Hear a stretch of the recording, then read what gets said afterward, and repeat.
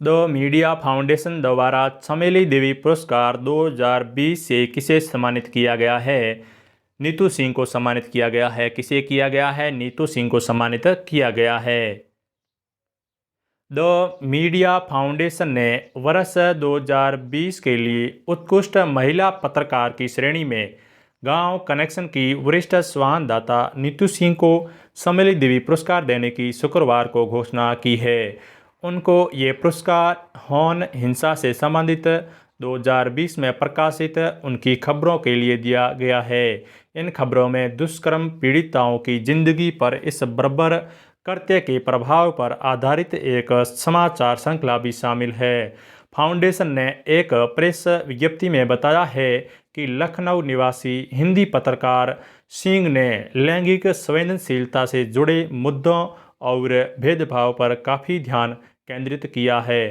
3 सदस्यीय जूरी ने सर्वसहमति से सिंह का चयन किया है और सबसे चुनौतीपूर्ण परिस्थितियों में उत्तर प्रदेश के अंदरूनी इलाकों में रिपोर्टिंग के लिए उनकी प्रशंसा की है।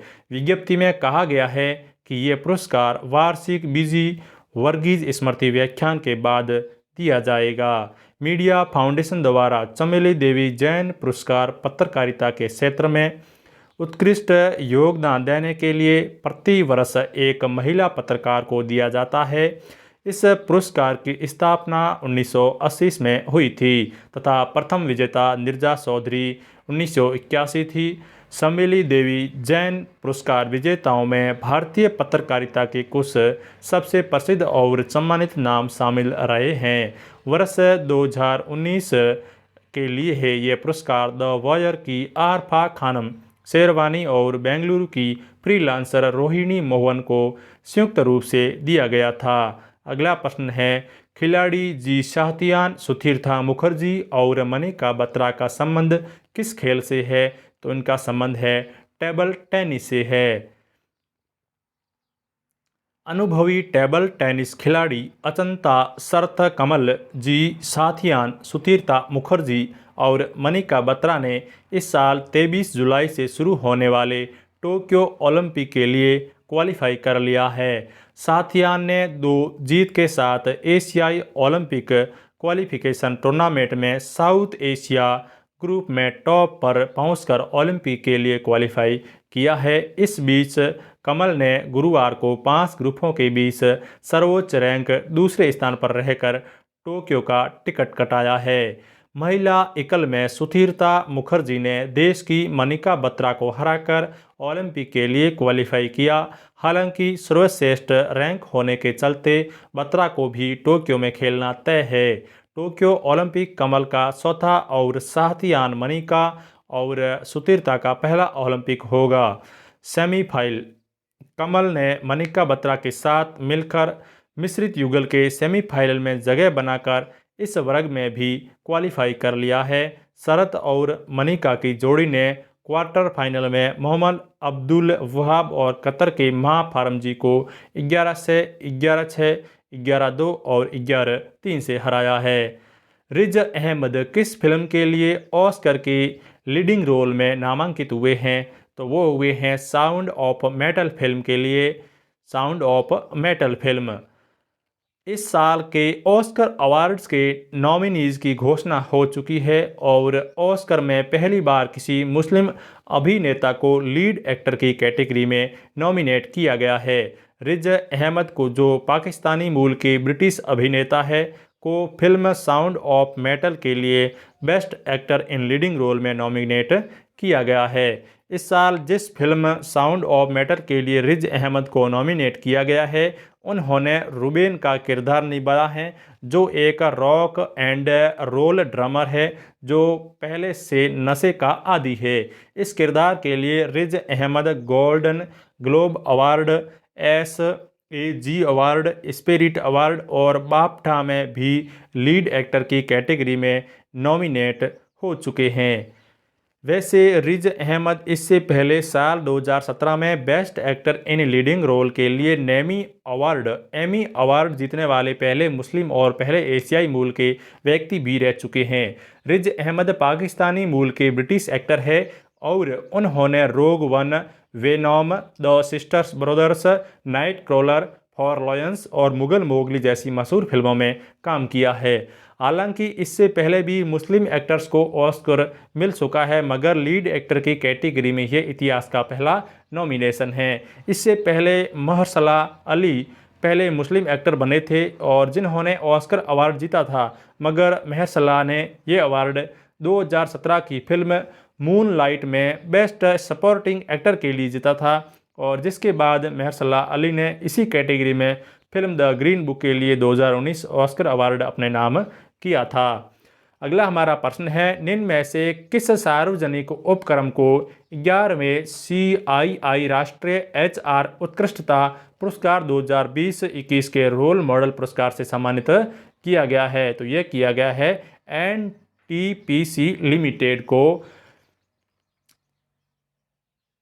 विद्युत मंत्रालय के सार्वजनिक उपक्रम NTPC लिमिटेड को 11वें CII राष्ट्रीय HR उत्कृष्टता पुरस्कार 2020-21, 11वें CII national HR excellence award 2020-21 वितरण समारोह में प्रतिष्ठित रोल मॉडल पुरस्कार प्रदान किया गया है। भारतीय उद्योग परिसंघ CII द्वारा मानव संसाधन HR के क्षेत्र में मान्यता देने के लिए यह पुरस्कार सर्वश्रेष्ठ स्तर का है। CII राष्ट्रीय HR उत्कृष्टता पुरस्कार की शुरुआत के बाद ये मात्र दूसरा अवसर है जब किसी संगठन को रोल मॉडल पुरस्कार दिया गया है, और NTPC ये प्रतिष्ठित पुरस्कार पाने वाला पहला एकमात्र सार्वजनिक उपक्रम है। भारतीय उद्योग परिसंघ CII Confederation of Indian industry एक गैर सरकारी गैर लाभकारी उद्योग के नेतृत्व वाला और उद्योग प्रबंधित संगठन जो भारत की विकास प्रक्रिया में सक्रिय भूमिका निभा रहा है। भारतीय उद्योग परिसंघ CII Confederation of Indian Industry सलाहकारी परिसंघ के रूप में कार्य करता है और इन प्रक्रियाओं के माध्यम से भारत के विकास, उद्योग, सरकार और नागरिक समाज के बीच साझेदारी के लिए अनुकूल वातावरण बनाने का काम करता है। भारत की सबसे बड़ी विद्युत कंपनी NTPC की स्थापना 1975 में भारत के विद्युत विकास में तेजी लाने के लिए की गई थी। हालांकि NTPC एक ताप विद्युत कंपनी है। अब यह विद्युत उत्पादन व्यापार की संपूर्ण मूल्य श्रृंखला में उपस्थिति के साथ एक वैविध्यपूर्ण विद्युत कंपनी के रूप में उभर रही है। फोर्ब्स सूची में वर्ष 2019 के लिए विश्व की 2000 सबसे बड़ी कंपनियों में NTPC का 492वां स्थान था और NTPC महारत्न कंपनी की प्रतिष्ठा प्राप्त करने वाली सम्मानित 10 कंपनियों में से एक है।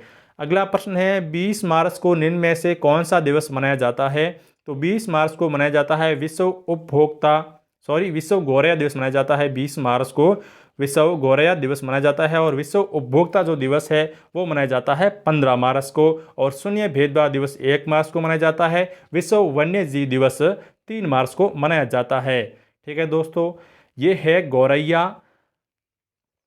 गौरैया के बारे में जागरूकता बढ़ाने और इसके संरक्षण को बढ़ावा देने के लिए प्रत्येक वर्ष 20 मार्च को विश्व गौरैया दिवस मनाया जाता है, क्योंकि घरों के आसपास नजर आने वाली गौरैया लुप्त होने के कगार पर है। इसकी आबादी में तेजी से आ रही गिरावट को देखते हुए भारतीय पर्यावरणविद मोहम्मद दिलावर की नेचर फॉरएवर सोसाइटी ने इस पहल की शुरुआत की थी।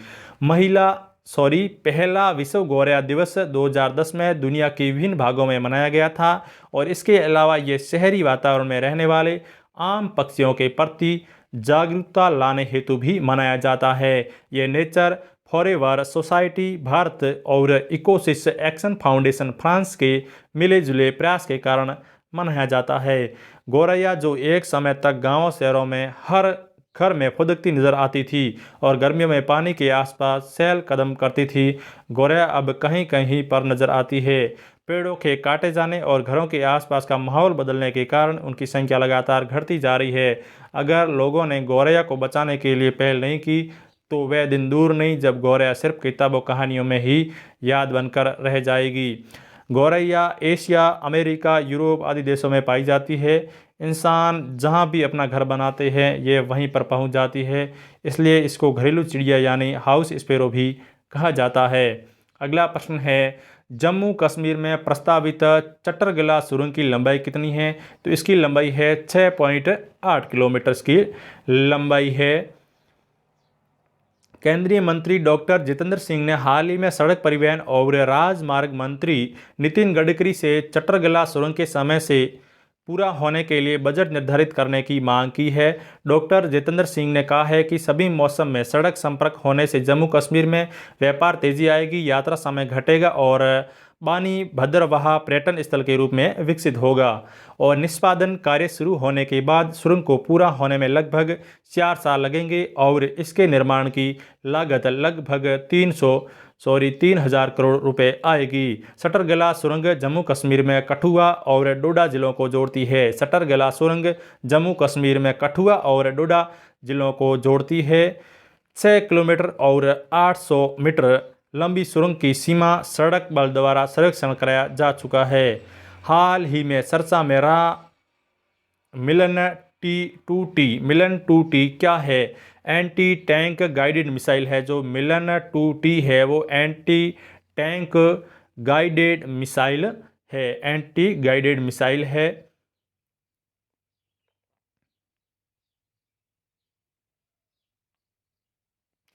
रक्षा मंत्रालय ने भारत सेना के लिए 4,960 मिलन 2T एंटी टैंक गाइडेड मिसाइलों की आपूर्ति के लिए भारत डायनेमिक्स लिमिटेड के साथ एक अनुबंध पर हस्ताक्षर किए हैं। रक्षा क्षेत्र का सार्वजनिक उपक्रम 1188 करोड़ रुपए मूल्य वाली 4,960 मिसाइलों की आपूर्ति करेगा और इस समझौते पर भारत डायनेमिक्स लिमिटेड के साथ पहले भी 8 मार्च 2016 को हस्ताक्षर किए जा चुके हैं। मिलन 2T मिसाइल का इस्तेमाल 1999 में कारगिल युद्ध के दौरान पाकिस्तानी फौजों के बंकरों को नष्ट करने के लिए किया गया था और मजबूत पाकिस्तानी बंकरों को वायर गाइडेड मिलान मिसाइल ने बखूबी तबाह किया था। मिलान 2T 1850 मीटर की सीमा के साथ एक टैंडम वारहेड ATGM है। इन मिसाइलों को ज़मीन के साथ साथ वाहन लॉन्चर से भी दागा जा सकता है और इसका निर्माण फ्रांस के लाइसेंस के तहत भारत डायनेमिक्स लिमिटेड द्वारा किया गया है। मिलन 2T एक आदमी पोर्टेबल इन्फेंट्री दूसरी पीढ़ी का ATGM है जो विस्फोटक प्रतिक्रियाशील कवच, चलते और स्थिर लक्ष्यों के साथ लगे युद्धक टैंकों को नष्ट कर सकता है और इन मिसाइलों को ज़मीन से और साथ ही वाहन आधारित लॉन्चर से दागा जा सकता है और आक्रामक एवं रक्षात्मक दोनों कार्यों के लिए एंटी टैंक रोल में तैनात किया जा सकता है। इन मिसाइलों का इंडक्शन सशस्त्र बलों की परिवहन तैयारियों की ओर बढ़ाएगा। हाल ही में सामिया सुलहू हसन को किस देश की राष्ट्रपति के रूप में चुना गया है या शपथ दिलाई गई है? तो वो है तंजानिया के राष्ट्रपति के रूप में। हाल ही में तंजानिया के किस राष्ट्रपति का जो निधन हुआ है तो वो हुआ है मगुफुली का। किसका? मगुफुली का। तो हाल ही में सामिया सुलहू हसन को तंजानिया की महिला राष्ट्रपति के रूप में शपथ दिलाई गई है। देश की उपराष्ट्रपति रह चुकी सुलहू हसन को मुख्य न्यायाधीश इब्राहिम जुमा ने वाणिज्यिक राजधानी डार एस सलाम में स्टेट हाउस में शपथ दिलाई। विदित है कि 2 दिन पहले राष्ट्रपति जॉन मगुफुली का हृदय गति रुकने से निधन हो गया था। इसके साथ ही सुलहू तंजानिया और पूर्व अफ्रीका में सर्वोच्च पद धारण करने वाली पहली महिला बन चुकी है और 61 वर्षीय सांख्यिकीविद ने 2000 में राजनीति में पदार्पण किया था और विभिन्न मंत्री पदों पर रहते हुए बढ़ी। ये जांजिबार द्वीप को रहने वाली है और सुलहू को 2014 में संवैधानिक सभा का उपाध्यक्ष चुना गया था और इसके तुरंत बाद 2015 में वह राष्ट्रपति की सहयोगी और देश की उपराष्ट्रपति बन गई थी। तंजानिया के संविधान के अनुसार 2025 में अगले चुनाव तक सुलहू हसन देश के सर्वोच्च पद पर आसीन रहेगी।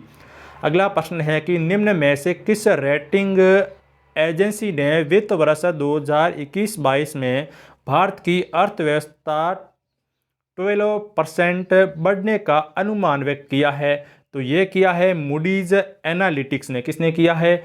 मूडीज एनालिटिक्स ने किया है। देश की अर्थव्यवस्था 2021-22 के कैलेंडर वर्ष में 12% तक वृद्धि दर्ज करेगी। मूडीज एनालिटिक्स ने यह अनुमान लगाया है। मूडीज ने कहा है कि पिछले साल 7.1% की गिरावट के बाद भारतीय अर्थव्यवस्था की निकट भविष्य की संभावनाएं अधिक अनुकूल हो गई है। मूडीज एनालिटिक्स ने कहा है कि दिसंबर 2020 को समाप्त तिमाही में सकल घरेलू उत्पाद जीडीपी की वृद्धि दर 0.4% रही है और यह प्रदर्शन उम्मीद से कहीं बेहतर है। इससे पिछली तिमाही में अर्थव्यवस्था 7.5% की गिरावट आई थी। मूडीज अमेरिका की एक कंपनी है जो बिजनेस और आर्थिक मामलों से जुड़ी हुई है। इसकी स्थापना 1909 में की गई थी। इस कंपनी को बनाने के पीछे मकसद था स्टॉक मार्केट और बॉन्ड की रेटिंग बताना कि कौन सा स्टॉक एक्सचेंज कैसा परफॉर्म कर रहा है और कौन सा बॉन्ड खरीदने पर ज़्यादा मुनाफा हो सकता है। साल 1962 में अमेरिका की ही एक अमेरिका की एक और company Dawn and Broad Street ने इसे खरीद लिया और इसका विलय कर लिया। और साल 2000 में डॉन एंड ब्रॉड स्ट्रीट ने मूडीज़ को अलग से एक कंपनी के तौर पर स्थापित कर दिया और इसे न्यूयॉर्क स्टॉक एक्सचेंज में लिस्ट करवा दिया। अगला प्रश्न है, विद्युत मंत्रालय द्वारा ग्राम उजाला कार्यक्रम निम्न में से किस स्थान से शुरू किया गया था? तो ग्राम उजाला जो कार्यक्रम है ये शुरू किया गया था आरा बिहार से। कहाँ से शुरू किया गया था? आरा बिहार से शुरू किया गया था। केंद्रीय विद्युत स्वतंत्र प्रभार नवीन एवं नवीनकरणीय ऊर्जा कौशल विकास और उद्यमिता राज्य मंत्री आर के सिंह ने 19 मार्च को बिहार के आरा में आयोजित एक वर्चुअल समारोह में ग्राम उजाला कार्यक्रम की शुरुआत की है। और ग्राम उजाला ग्रामीण भारत के लिए अनुकूल कार्यक्रम है जो विशिष्ट और अनुभवी अभिनव रूप से कार्बन वित्त पर आधारित है। इस कार्यक्रम के तहत कार्यशील पुराने ताप दीप्त बल्बों के बदले प्रत्येक ग्रामीण परिवार के लिए केवल 10 रुपये में एलईडी उपलब्ध होंगे और प्रत्येक परिवार को अधिकतम 5 एलईडी बल्ब मिलेंगे। और इस कार्यक्रम के तहत ग्रामीण उपभोक्ताओं को कार्यशील ताप दीप्त बल्ब जमा कराने के बदले 3 साल की वारंटी के साथ 7 वाट और 12 वाट के एलईडी बल्ब दिए जाएंगे। ग्राम उजाला कार्यक्रम को केवल 5 जिलों के गाँव में लागू किया जाएगा। इस कार्यक्रम के पहले चरण में आरा बिहार, वाराणसी उत्तर प्रदेश, विजयवाड़ा आंध्र प्रदेश और नागपुर महाराष्ट्र और पश्चिम गुजरात के गांव में 1.5 करोड़ एलईडी बल्बों का वितरण किया जाएगा। ग्राम उजाला कार्यक्रम को पूरी तरह से कार्बन क्रेडिट के माध्यम से वित्त पोषित किया जाएगा और ये भारत में इस तरह का पहला कार्यक्रम होगा। ग्राम उजाला कार्यक्रम का भारत की जलवायु परिवर्तन कार्रवाई पर महत्वपूर्ण प्रभाव पड़ेगा। इससे प्रति वर्ष 2025 मिलियन किलोवाट घंटा ऊर्जा की बचत होगी और प्रति वर्ष 1.65 मिलियन टन कार्बन डाइऑक्साइड की कमी होगी। और यह कार्यक्रम 10 रुपये प्रति बल्ब की सस्ती कीमत पर बेहतर प्रकाश प्राप्त करने में लोगों को सक्षम करेगा। और इसके अलावा यह ग्रामीण नागरिकों के लिए जीवन को बेहतर मानक, वित्तीय बचत, अधिक आर्थिक गतिविधि और सुरक्षा की शुरुआत करेगा और एक टिकाऊ भविष्य की प्राप्त करने में मदद करेगा। दोस्तों, अगर आपको ये वीडियो अच्छा लगा है तो चैनल को सब्सक्राइब जरूर करना। जो मैंने ये पीडीएफ पढ़ रहा हूँ, ये पीडीएफ उत्कर्ष क्लासेज जोधपुर से ली गई है, तो सारा क्रेडिट मैं उन्हीं को दूंगा। मैं उन्हीं का ही एक शिष्य हूँ। तो वीडियो को ज़्यादा से ज़्यादा शेयर जरूर कीजिएगा। धन्यवाद दोस्तों। जय हिंद, जय भारत।